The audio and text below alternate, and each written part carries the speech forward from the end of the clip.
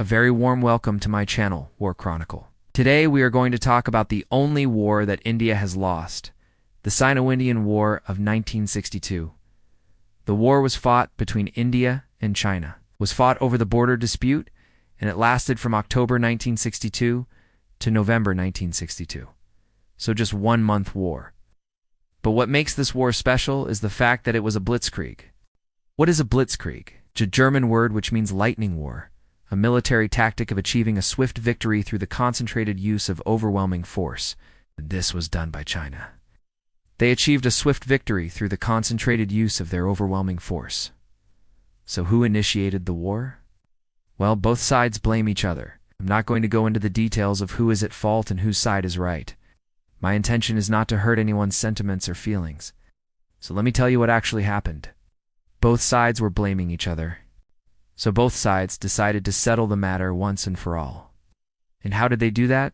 Through war. What were the preparations like?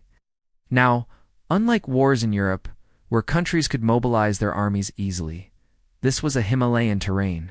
It was a mountainous region. So there were very few roads, and those roads were dirt roads. There was no proper military logistics set up. Also, this was during the height of the Cold War, so the world was divided into two spheres: the Western Bloc led by the United States of America, and the Eastern Bloc led by the Soviet Union. And both these superpowers had their own interests in the war. The United States of America had aligned itself with Pakistan. That time it was East and West Pakistan. And then we have the Soviet Union. The Soviet Union had aligned itself with India. You also have China's allies. China had the support of North Korea and also Mongolia. But we have to remember one thing. All these countries supported each other ideologically. But when it comes to war, they did not send their troops on the ground to fight for each other. Okay, they gave moral support, but they did not intervene directly. Now coming back to the topic, how were the armies positioned?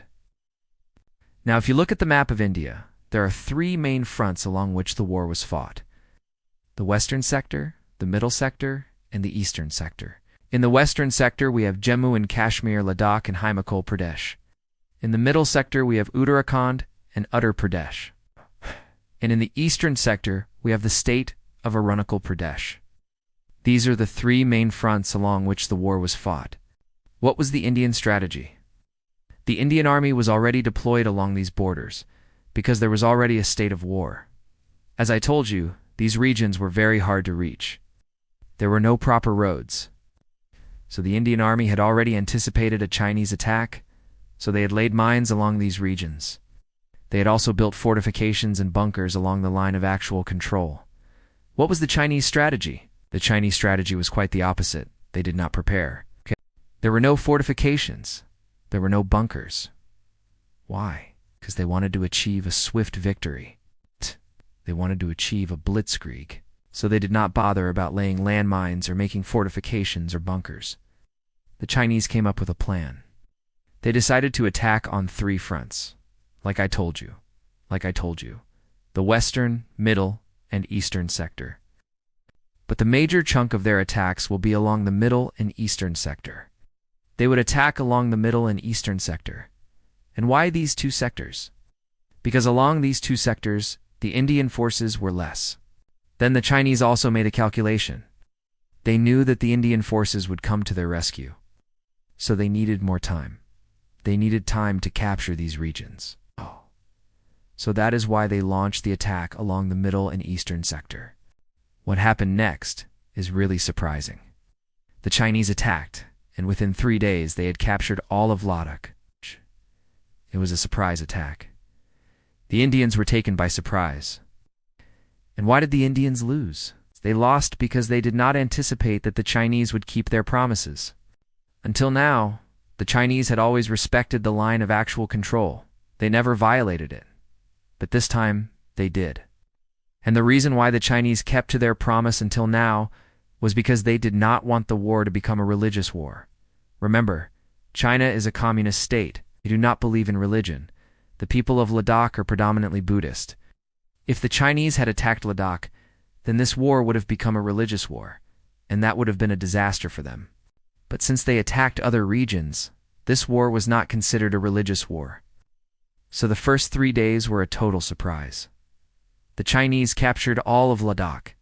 After that, they started moving towards the middle sector, and the Battle of our topic was fought along the middle sector. This battle was fought in the month of November. By this time, the Indian forces had regrouped themselves. They had realized what was happening. The Chinese had concentrated their attacks along the middle sector. So there was a buildup of Indian forces along the middle sector. The Indian forces were ready to defend themselves. Then came another surprise. The Chinese attacked along the western front. They attacked along the middle front, and they attacked along the eastern front. On all the three fronts, they attacked simultaneously. And the Battle of Rezangla was fought during this time. So this battle was not an isolated incident. This battle was part of the Sino-Indian War. It was Rezangla defended by. Rezangla was defended by Bravo and Charlie Company of the 13th Battalion, Kumaon Regiment. How many soldiers were defending Rezangla? So only 120 soldiers. Who was leading them? Major Dan Singh Thapa. When the Chinese attacked Rezangla, they did not expect such strong resistance. They thought that it was an undefended post. They thought that they would capture it easily. But little did they know that there were 120 Indian soldiers waiting for them to capture this fort. It took the Chinese 48 hours to capture this fort. For 48 hours, these 120 soldiers fought against thousands of Chinese soldiers. How many casualties were there on both sides? Well, the Indian side suffered only 2 casualties. That too, due to friendly fire. No Chinese soldier was spared. Every single Chinese soldier was killed. And this was the largest casualty on the Chinese side during the entire Sino-Indian War. You might be wondering, why did the soldiers of Rezangla defend this post? You see, this was an advance post. It was situated at 17,000 feet above sea level. It was extremely cold.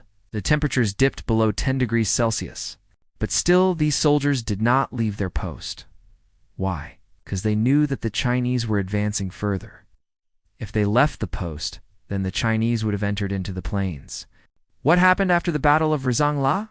After this battle, the Chinese did not make any further advances. They had suffered heavy casualties. Also, the Indian forces were now well equipped to face the Chinese. Also, the Indian forces were being aided by the US, by the British. Yes, the US and the British supplied weapons, ammunition, and food to the Indian forces. So the Chinese could not make further advances. They had to stop. This led to a stalemate. The Chinese realized that if they kept on fighting, then they would suffer even more casualties. So they decided to call for a ceasefire. On November 21st, 1962, the Chinese announced a ceasefire. They said that we are giving you a chance. If you agree to our demands, then we will withdraw our troops. What were these demands? These demands were basically about redrawing the borders. But the Indian government refused to accept these terms. They rejected the Chinese proposal. They did not agree to the Chinese terms. And then again, the Chinese attacked. After the ceasefire again, they attacked all along the three fronts. They attacked and they captured more land. Then again, the Indian government was forced to sign an agreement. This agreement is still in place. India lost this war. They lost because their preparations were not good enough. They did not anticipate the Chinese attack. The Chinese took them by surprise. So India lost this war, but they gained something very valuable: experience. From this war, India gained some very valuable lessons. Today, India has the second largest army in the world. And I am sure that you know about the bravery of the Indian soldiers. What do you think about this war? Do you think India could have won this war? Let me know your thoughts in the comment section below. And if you liked this video, then don't forget to hit the like button. Please go ahead and subscribe. Thank you for watching.